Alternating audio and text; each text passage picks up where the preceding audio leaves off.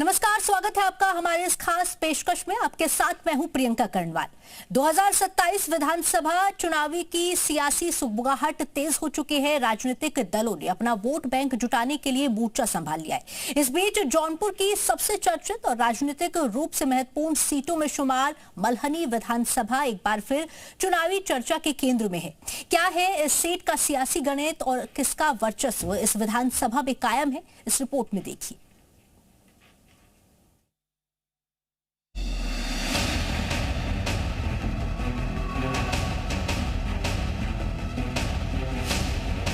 उत्तर प्रदेश का जौनपुर जिला, जिसकी कुल आबादी करीब 4,50,000 है, उस जिले में एक विधानसभा है मल्हनी, जो पहले रारी विधानसभा के नाम से जानी जाती थी, लेकिन 2012 में परिसीमन के बाद इस सीट का नाम बदलकर मल्हनी कर दिया गया। 2012 से पहले मल्हनी विधानसभा, जो रारी नाम से जानी जाती थी, उस मल्हनी में कभी बाहुबली नेता धनंजय सिंह की तूती बोलती थी। दिग्गज नेता पारसनाथ यादव से जुड़ी सीट पर कभी धनंजय सिंह का दबदबा रहता था। उस मल्हनी में अब धनंजय सिंह अपनी सियासी जमीन तलाश रहे हैं। 2002 में निर्दलीय उम्मीदवार के रूप में चुनाव मैदान में उतरे धनंजय सिंह ने तत्कालीन मंत्री और सपा प्रत्याशी श्रीराम यादव को हराकर पहली बार विधानसभा में प्रवेश किया था।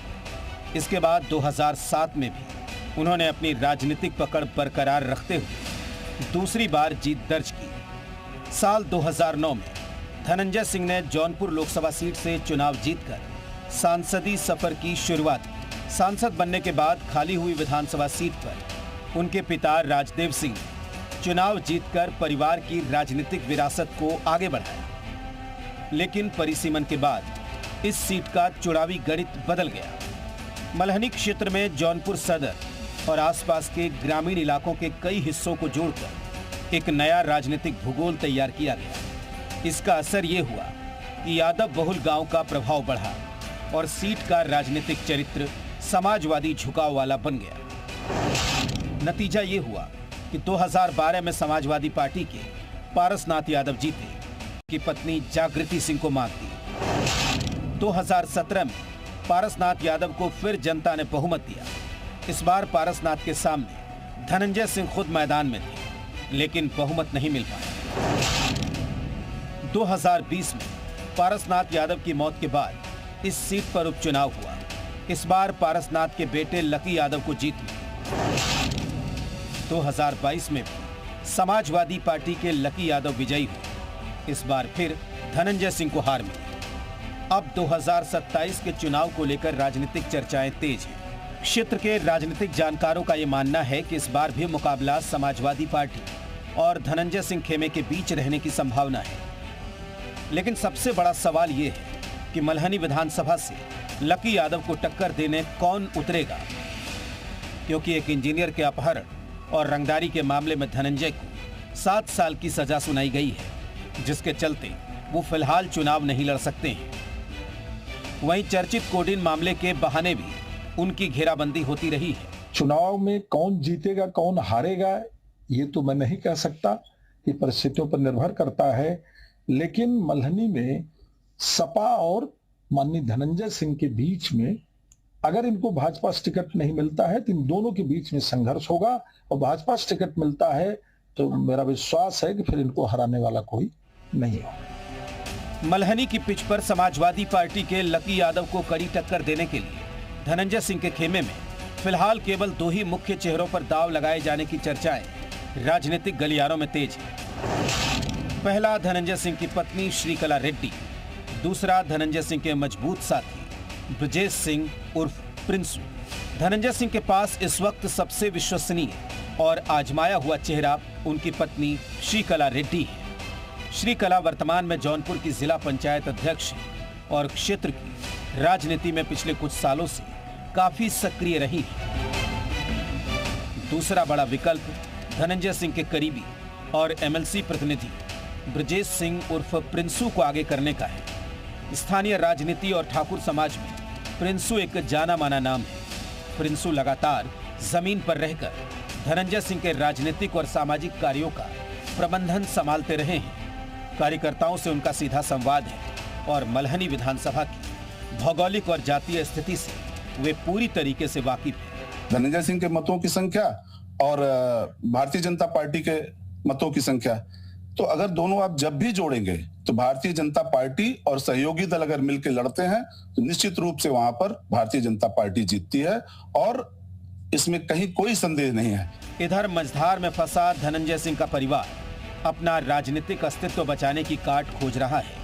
उधर मल्हनी सीट से मौजूदा विधायक लकी यादव ने विश्वास जताते हुए कहा है कि मल्हनी की जनता एक बार फिर से समाजवादी पार्टी पर भरोसा जताएगी। उन्होंने ये दावा किया कि आगामी चुनाव में उनकी जीत का अंतर पहले से ज्यादा होगा और विपक्षी उम्मीदवारों को जनता करारा जवाब देगी। इस बार जो चुनाव होगा पीडीए की सरकार बनाने का चुनाव होगा। जो अभी तक मल्हनी विधानसभा में जो भी विकास कार्य, जो भी हमको बजट मिला, सत्ता के तरफ से, सरकार के तरफ से हमको कुछ बजट नहीं मिला, लेकिन निधि के द्वारा जो भी हमको बजट मिला, जो विधायक निधि होती है, उससे जो भी मिला हमको मल्हनी विधानसभा में मैंने विकास कार्य किया।